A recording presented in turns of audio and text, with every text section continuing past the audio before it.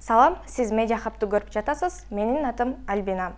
Бул тасманын тартылганына 2 айда боло элек. Анда 22 жаштагы Элдияр Жайлообеков аскерде жаңыдан ант берип, гитара чертип, жоокерлер менен бирге шаңдуу отурган кези.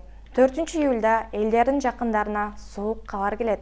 Ал кызмат өтөп жаткан Кой Таш айылындагы номер 73809 аскердик бөлүктө октон каза тапканы айтылган. Коргоо министрлигинин жетекчилиги жоокер постто турган учурда куралды этиятсыз пайдаланып, кокусунан өзүн өзү атып алган деген. Бирок Элдиярдын жакындары ал өз өмүрүнө кол салчу бала эмес эле дешип, анын өмүрү кокусунан кыйылганына ишенбейт. Медиа Хаб Элдиярдын да эжеси Индира Рысалиева менен маектешти. Ал иниси аскерге баргандан тартып эле күн алыс ар кайсы телефондорго бирдик салдырганын белгилеп, мына буларды айтып берди.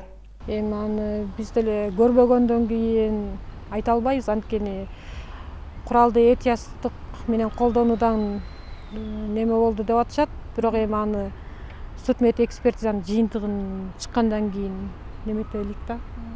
Бирок биздин оюбуз боюнча ал андайга барчу бала эмес болчу. Ал өзүнүн каалоосу менен кеткенден кийин өзүнүн фундаменти, перспективасын, будущийин баарын ойлонуштуруп туруп кеткен да ал. Жөн эле кеткен эмес, баягы көчөдө жүрүп эле мен баягы бекерпоздугунан кеткен эмес ал. Ал просто өзүнүн будущий, келечек үчүн кеткен да. Анан өзүн өзү өлтүргөнгө барбайт болчу ал. Анан буга чейин эжесине, апасына, туугандарына бирдик салдырып жүргөн деп айттыңыздар да. Аскерге кеткенден кийин канча убакыттан кийин бирдик салдырып баштады? Так, 21 апрелде 2022 жылы кетип атат да бул чакырылып. 2022 жылдын 21 майында присяга берип атат, 1 айдан кийин ровно. Анан уже 21 майдан кийин уже анан бирдиктер башталып атат да. Башында эми баягы ата-эне баарыбыз тең эле сүйүндүк, чтобы амандыгын билдирип турган үчүн 200 эмес 2000 салып бер десе да жалко болчу алчы. Бул окуя болгонго чейин аскер кызматкерлери же сержанттар тарабынан кысым болуп атат деп айткан эмеспи? Айтпаптыр, айтылбаптыр деле. Эми булар андай деле баягы немесин деле неметпептир эми. Жакшымын, ден соолугум жакшы, мага переживать этпегиле, өзүңөр кандайсыңар, ошо бир ашып кетсе, эң көп сүйлөгөн бир 10 минут сүйлөшкөнү. Эми 10 минут ал кезде бат эле өткөн убакыт да. Анан бат эле аны сурап, тигини сурап, муну сураганча эле ошо убакыт келип, мама болду, мен өчүрөм телефонду, бүттү убактым деп эле өчүрүп койчу экен. Бирок өзү тууралуу ошондой неме болуп атат деп айтпаптыр. Ошол кызмат өтөп жүргөн учурунда маанайынын түшкөнүн же болбосо кандайдыр бир депрессиялык абалда жүргөнүн байкаган эмес белеңиздер? Билбейм, анысын деле эми через телефон болуп аткандан кийин анын кебете кечпирин ким деле неметиптир. Эми сүйлөгөндөр күлүп жайнап, тамашалап, өзү мындай акырын, нежный сүйлөчү да, назик сүйлөчү да, монтип корсулдап, деп сүйлөбөгөн бала болчу да. Акырын гана. Анан бирок эжекеси айтыптыр, сүрөттөрүн жиберчү, мына эжеке переживать этпеңиз деп немеденчи. Мындай жакшынакаймын десе, Эду сен ушунчалык арыктап кетипсиң, эмнеге мынча арыктап кеттиң? Сен тамак ичпей атасың, бирок эми тамакты өзү аябай тандап жечү да. Анан тамак ичпей аткан окшойсуң сен десе, ой эжеке мен уже көнө баштадым, бияктын тамагына жеп баштадым. Анан эмнеге мынча арыктап кеткенсиң десе, ой эжеке күндүн ысыгында автоматты көтөрүп алып чуркап көрүңүзчү. Кантип арыктабайсыз деп тамашалаптыр. Арыктайм да эми, баары жакшы, самый главный ден соолугум жакшы деп анан мындай эми эжекеси деле ачык деле баягы мен уккам да, эми кимден укканын билбейм, баягы антип сураганга болбойт экен, чтоб сени сабап атабы, сени андай кылып атабы, мындай кылып атабы деп сураганга болбойт экен, антса тияктан хуже сабайт экен, биз антип неметпешибиз керек экен дегендей сөздөрдү уккам да. Биздин билишибизче, ошо кызмат өтөп жүргөндө аскер кызматкерлерине тамак ашы, кийим кечеси ошол жактан берилет эмеспи? Анан ошол көп өлчөмдөгү сумма салып жатканда бул эмнеге керек деп сурап көрдүңүздөр беле? Эми анысын эжекесине эле айтпаса, мен бир жолу 200 сом салып берген. Анан эжеке, ой 200 сом эми ошо сүйлөшкөн, азыр эми 200 сомго эмне келет? Анан эми баягы бир сүйлөшкөн 200 сомдон го деп ойлогонбуз. Эми каяктан билебиз анын ар жак бер жакка эмнеге жумшап атканын, азыр биз сурасак алар деле булар деле военныйлар деле уктуңар го. Эми аякта баягы кээде деген неме болуп калат экен, магазинге барышат экен, увольнение учурунда эми аякта бир жумада бир увольнениега чыгат экен, анда солдат каалаганын алып жейт экен, каалаган жерине басат экен, уктайт экен, турат экен, баягы увольнение учурундачы.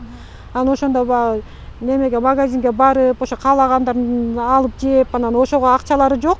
Анан единица менен баягы үйлөрүнө салдыртса керек ошол магазинге деп айтып атышпайбы. А может ошо 300-400 сом жанакы көп суммадагы өлчөм, может ошондой тамагына кеткендирби, баягы кола ичкилери келет, шоколад жегилери келет. Анан ошондойдо ошолорду алса керек деп тигилер деле айтып атат. Биз деле может эми азыр биз деле ойлонуп атабыз, эми увольнение учурунда может быть болгондур деп. Эми чынында баягы өз көзүбүз менен көрбөгөндөн кийин, жанында турбагандан кийин антип момунт эткен деп мен айта албайм чын эле. Баш аяк канча сумма салынды? Эми бир жумада 2-3 жолу салышчу экен, 200 сомдон, 300 сомдон, 400 сомдон. Эми баш аяк суммасын тигилер деле азыр эсептейлик да. Мисалы мен деле кайсы убакта кайсы немеде кандай суммада салынгандарын өздөрү деле азыр неметпесе керек. Мен бир эле билгеним, мен өзүм салып берген 200 сом болду. Мен 200 сом суммамды билем, чтоб мен 200 сом салып бергем. И то аны дагы батыраак, тезирээк болуңуз деп атат. Мен эми жумуштамын, кое отуруйм, жумуштан чыккандан кийин салып берейин десем, жок болбойт. Азыр 20 мүнөттүн ичинде салып бериңиз, батыраак салып бериңиз, колуңуздан келсе тезирээк деп чыйпылыктап тиги иним чалды да, тиги солдат инимдин улуусучу. Мен ал эдуга салдырып атканын билбей эле ал өзүнө салдырып аткан экен деп эле кое отуруп, эми чыдап тур десем, жок кече салып бере калыңыз эртерээк дегенден, хорошо десем, сиңдим чалып калды. Индиреже эртерээк салып чегин кетирбейиңизчи, пожалуйста деп. Анан эмне анча шашылыш десем, эдуга керек, бул эдуга салчу единица дегенде эле мен шак турдум. Оку эдуку эле анда айтса болмок эртерээк да. Мен эду экенин билбей калбадымбы деп эле барып эле шак салдым, чегин кетирдим, и все. Ошону менен андан кийин мен деле көп неметпей калдым, баягы жумушка алаксыйсың, тияка алаксыйсың, анан баягы чалып группа алат, эми туугандар арасында любой жерде группабыз бар да. Группага эдунун сүрөтүн кетиришет, эду сонун экен, эдуга монтип сүрөтүн жөнөтүптүр, эду тоого учебага кетиптир. Андай мындай десе, жакшыбы? Точно, рас болгон турбайбы? Анын ырдаган ырларын кетириптир. Тиги солдатта жүргөндө ошо өзү да гитара чертип уртачу да. Анан биз күлүп калдык, ята эми тиякта деттери тиги таң аткыча чертатат турбайбы, муну эми артист кылат турбайбы? Тияктан эле тиги без дипломный артист болуп чыгат го, күнү түн ырдап атып эле мен тамашаладым бир жолу. Десем, ошо биз деле ырдаганды билбейм, ырдаба деп, ырынды билгизбей, ырдаганды билгизбей деп эле айтканбыз деп эле Айда да айтып калды да. Эми байкуш эдумду эң кичүүсү болчу да, ал эркеси болчу да, баарынын эркеси. Эми эдушкинимди кууратат турбайбы, күнү түн ырдатып деп ал да ушинтип калды. Эми күнү түн ырдаса дагы ырдай берсин, зато таяк жебесе болду да деп койдум мен дагычы. Эми ырдаган эмне болуп кетиптир? Лучше таяк жегичекти ырдаган жакшы го отуруп алып деп. Эми баарыбыз тең эле армиядан ошондой кабарыбыз, эми баарыбыздын немебиз ошого бурулганда, барганда обязательно бала таяк жейт. Аны 100% билебиз. Анан бирок до такой степени эми бул эду өлгөндөн баштап чукуп баштадык да биз интернеттерди казып, кандай чабайт, кандай кыйнайт, эмне кылат, ошону ага чейин эду монтип неметкенге чейин биз даже сабайт эми моундай шумдук тим эле ушундай неметерин биз неметкен жокпуз да. Мен да күлүп койдум, ошончо сабап таяк жегенден көрө урдап отура берсин. Хорошо, что бир өнөрү бар ырдаган депчи. Ошондой эле неме болду. Сөөктү таанууга кирип чыкканда октун изинен башка дагы кандайдыр бир жараттар дагы байкаган жоксуздарбы? Мен лично кирген жокмун, анткени мен жүрөгүмөн коркуп кирген жокмун. Жана иним кирди. Аталаш тууганынын баласы кирди. Судмед экспертиза учурунда да. Анан жанакы өлгөн инимдин улуу байкесинин кайнагалары бар болчу да, кудалар. Ошолор кирип чыгышты. Биринчи киргенде эми алар баягы судмед экспертиза болду элек да, мындай кирип чыккан кезде алар деген жакындан көрсөтүшпөптүр да. Мындай 2 метр аралыктан көрсөтүптүр да. Анда ошо неме деген да, ошо могу жерине ок тийген окшойт деп эле кекиртегин көрсөтүп чыгышкан аларчы. Ушул жеринде кара так турат. Бирок жанына жолотпой койду, даже судмед экспертиза болмоюнча даже бир капля суу тамбасын дейт экен деп алар неметип чыгышты. Анан анда биз ойлодук, биягынан эле аты өлгөн экен депчи. Значит деп. Андан кийин эле ийним келип калып, кайта бир кирип чыгышты, кайта сүйлөшүп. Ийним болсо анда алыстан көрүптүр, алды элечи, бирок жакындан эмес, алды эле алыстан көргөнбүш болсо. Жок, чекесинде эле ок турат деп чыкты ал. Чекеси жарылып кеткен, бирок ошо чекесинде эле ок турат, октун изи турат деп чыкты да ал. Ага чейин биз деген уже шок болуп калдык да. Анда эгинде да ок турса, чекесинде да ок турса, бу кандай? Аңгы чакты мына жана военныйлар келип калып, ооба 2 пулянын немеси гильзасы табылды деп айтып калды. 2 гильза табылды деди. Биз ойлодук да, точно анда 2 гильза деп болсо, значит 2 ок кирген турбайбы ийнибизге. Болуптур, бир окту өзү атсын, бир окту кантип өзү атат экинчисинде.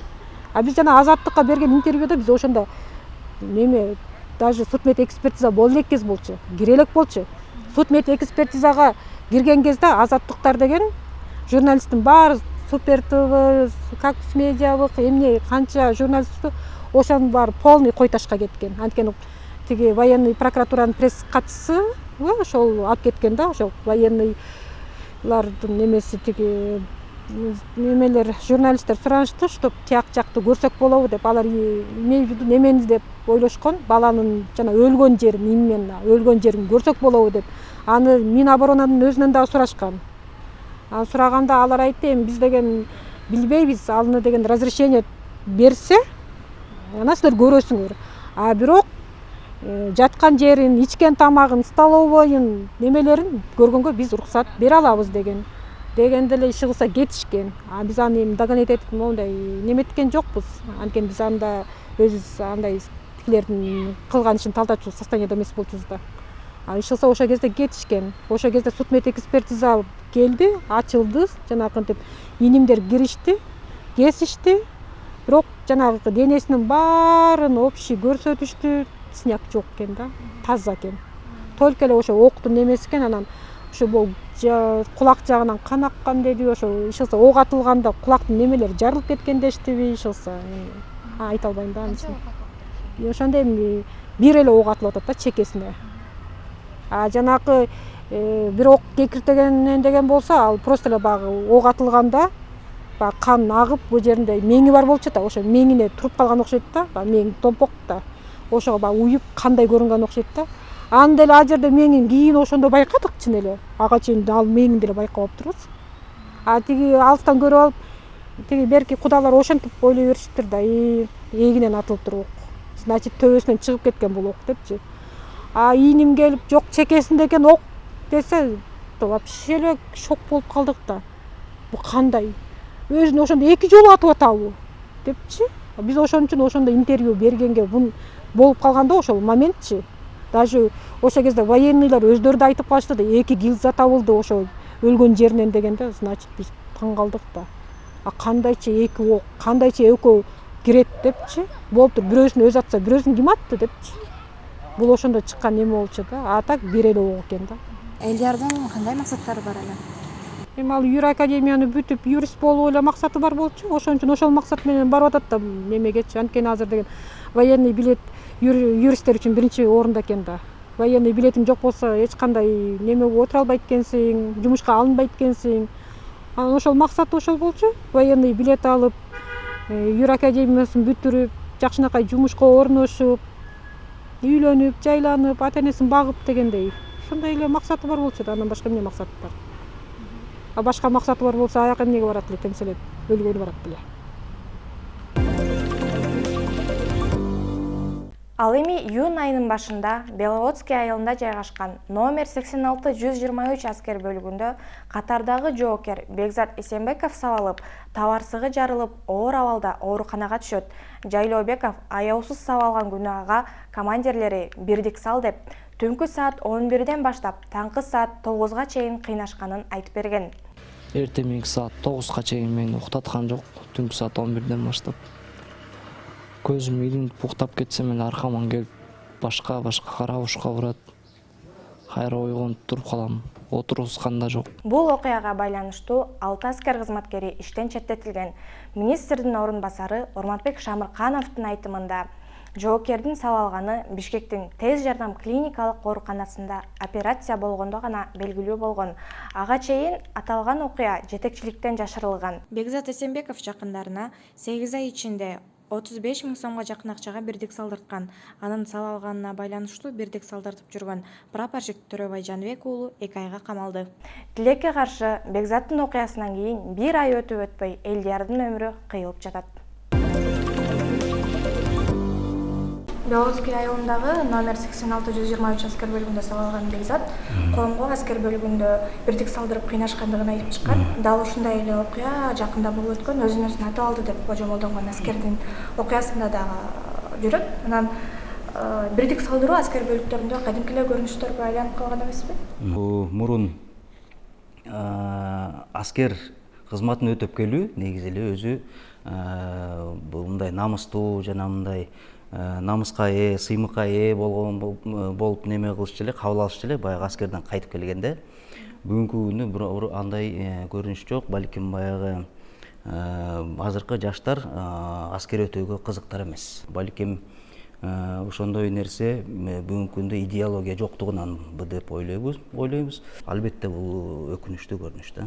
Ушул жерден токточу суроо киргизип кетейин. Айтпаңызбы, офицерлер бизге кайрылышат деп арыз жазып депчи.